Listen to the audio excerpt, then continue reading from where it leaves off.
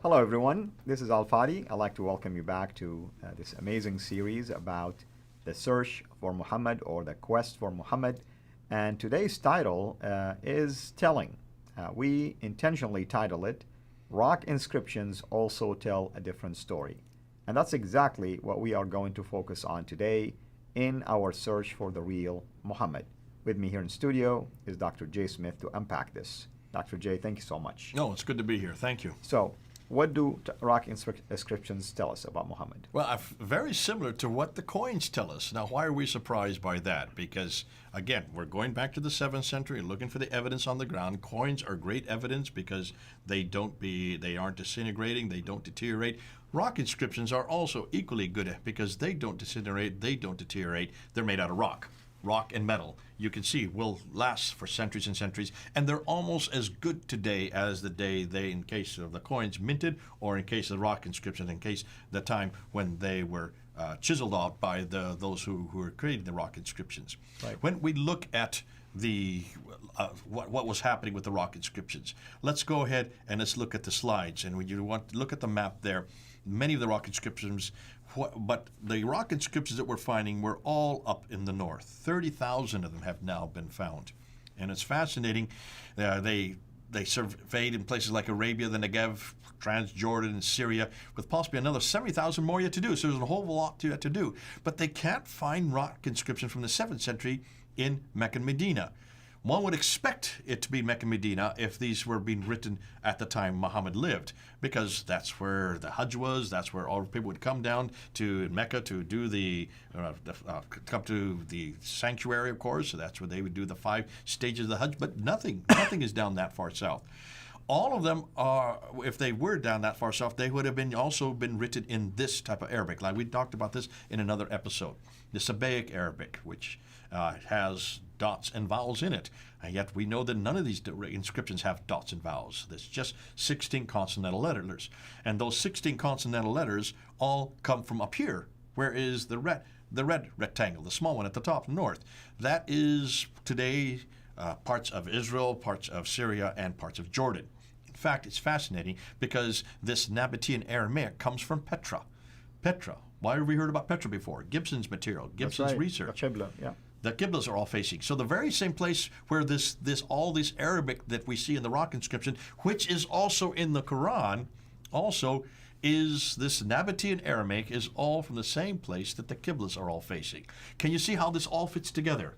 Right. And that's why you need to look and see everything that Gibson was talking about from 1979 up until 2004 when he did his research on the Qiblas were all facing not Mecca where they should have been facing if the Quran was correct. I'm sorry, if the traditions were correct.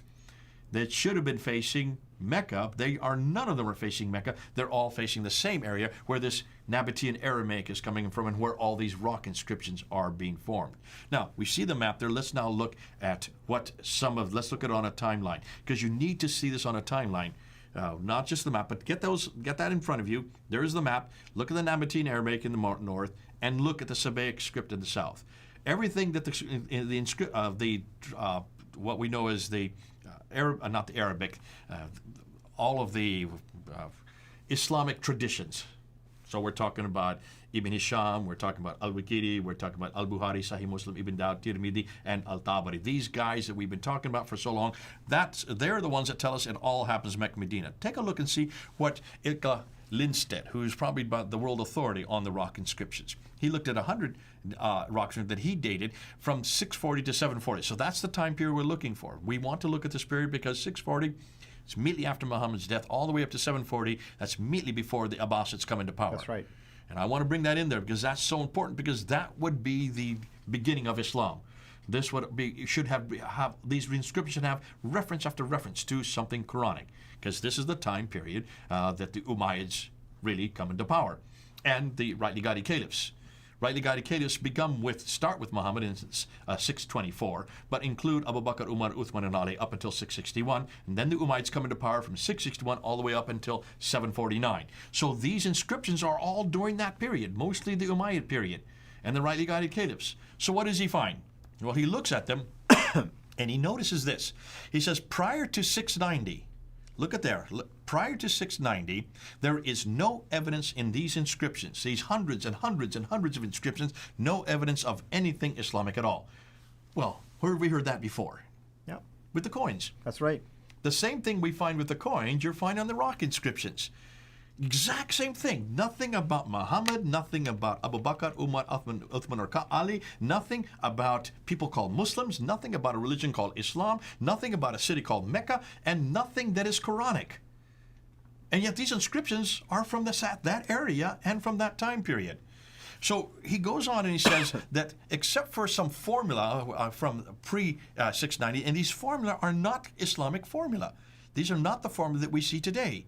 These are pre-Islamic formula. That's all you find from 690 on. Look at that green line. I'm going to keep that green line right there at 690, okay? I'm going to keep that green line right there. From 690 to 710, this prophet's name is introduced. Well, we know that on the inscriptions. That's also introduced on the Dome of the Rock in 691. That's right. It's also joined on the coins in 692. It's also introduced on the Caliphal Protocols in 691. So the exact same time period we see on the coins and and also on the Dome of the Rock and on the Caliphal Protocols, it's also that prophet, that name. If it is prophet, I'm still on the fence on that one. I don't think that is the Prophet Muhammad. I think it is actually aggrandizing Abdul Malik. I think he's saying himself that he's referring to the Blessed One of God. But that begins to appear from 690 up to 710. Then from 710 to 720, you see these Muslim rites begin to appear. The pilgrimage starts to appear. Wait a minute, I thought they were doing pilgrimage at the time of Muhammad. No, it only begins after 710 on these inscriptions. And it talks about the prayers. These are the prayers. If you look at the Quran, there's only 3. You start to see these prayers, these same 3 prayers being introduced on the rock inscriptions. Right. And also the fast. So these are what we know as the deen of Islam. These are the practices of Islam. But they only begin to appear in from 710 up until 720, that time period, that 10-year period. And then from 720 to 730, the next 10-year period, he says, take a look and all the rock inscriptions start introducing this name Muslim and this name Islam. Now you can see who these people are. So they start from this time, from 720 to 730, they start creating themselves as a people. In contradistinction to whom? In contradistinction to the Christians and the Jews. Mm-hmm. Hold on a minute. This is the time period where the Qiddah then begin to form. Now can you see why the Qiddah start to begin to introduce in 736?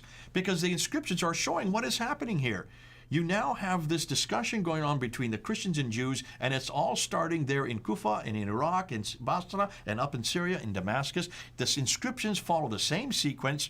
Islam is referred to a specific group, always in contradiction to those other cousins who are from Abraham, but they're not like us because we are Ishmaelites, we are Mahajun, but now we're known as Muslims. Right. That's the nomenclature.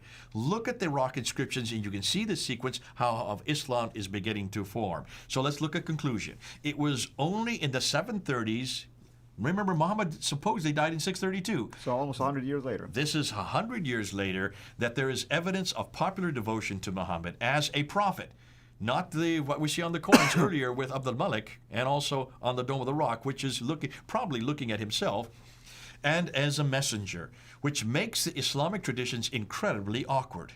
Because the Islamic traditions who don't even begin to appear for another century after this, they don't even begin to appear to 833 and 870.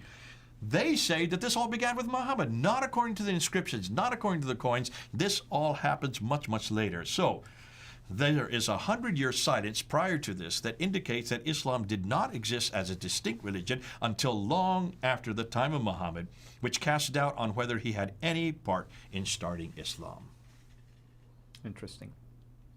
So what do we cover after this? What we're going to do is going to look at a few more, not as important as the coins and the rock inscriptions. Now, we have not really done an awful lot with the rock inscriptions or the coins. We've just quickly skirted them because we need to get them under time. What I'd like to do now is look at some other problems that exist.